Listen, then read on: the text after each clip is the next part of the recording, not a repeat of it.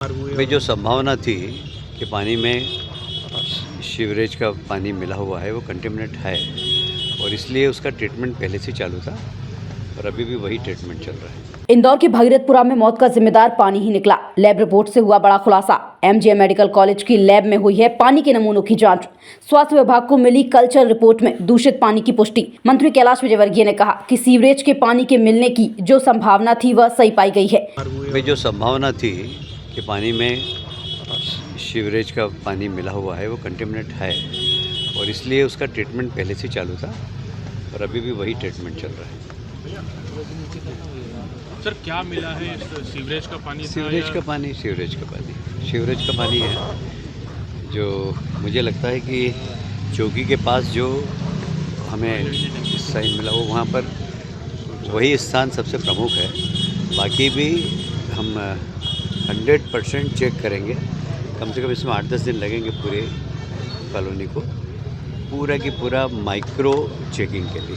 Sir ये death के आंकड़े को लेकर बड़ा कंफ्यूजन हो रहा है, काफी अलग-अलग आंकड़े सामने आ रहे हैं। अभी तक कुछ स्पष्ट हो पाया? देखिए अभी हम सब पूरे भागीरथपुरे के कार्यकर्ताओं के साथ बैठे थे चारों तरफ के, तो उन्होंने बोला था कि कुल 8 डेथ हुई है इनके हिसाब से, जिसमें 2-3 नेचुरल है और बाकी अगर उनका क्लेम होगा उनके ट्रीटमेंट में अगर इस प्रकार के डॉक्टर बताएंगे कि ये कंटेमिनेटेड पानी के कारण हुई है तो उनको भी उसी प्रकार से ट्रीट करेंगे जैसे सामान्य होते हैं।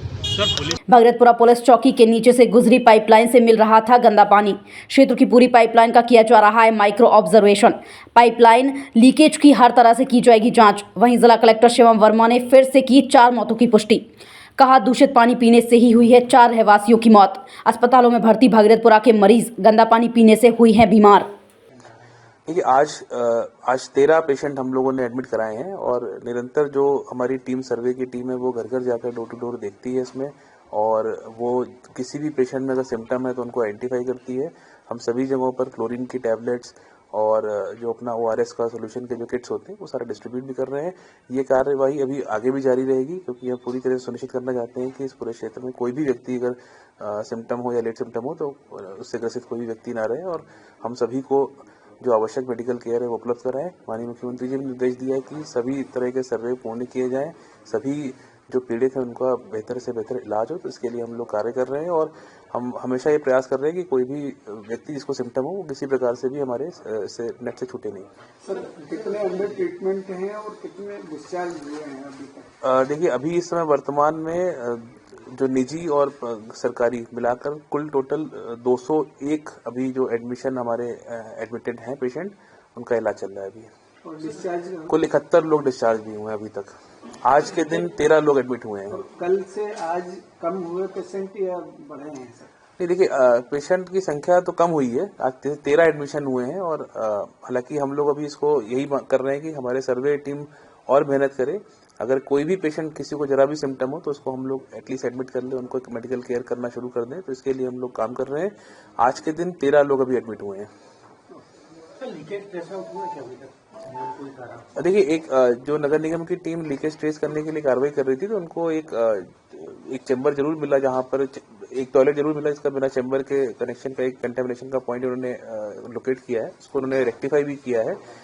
हालांकि टीम अभी आगे और भी कार्रवाई कर रही है, हम लोग एक्सप्लोर कर रहे हैं कि कोई ऐसा और कोई पॉइंट तो नहीं है कंटामिनेशन का, उसको भी देख रहे हैं। और साथ ही साथ सर्वे की टीम्स भी हमारी जो है वो आसपास के क्षेत्रों में भी हमारे डोर टू डोर सर्वे चल रहे हैं। हमारी ANM आशा आंगनवाड़ी जो कार्यकर्ताएं हैं वो आगे घरों में हमारे लोगों से मिल रही हैं, उनको जो ORS की और जो क्लोरीन टैबलेट्स की किट है उसको प्रदाय कर रही हैं, और किसी प्रकार के भी कोई सिम्टम अगर दिखते हैं तो उनको भी वो आइडेंटिफाई करने का प्रयास कर रही है।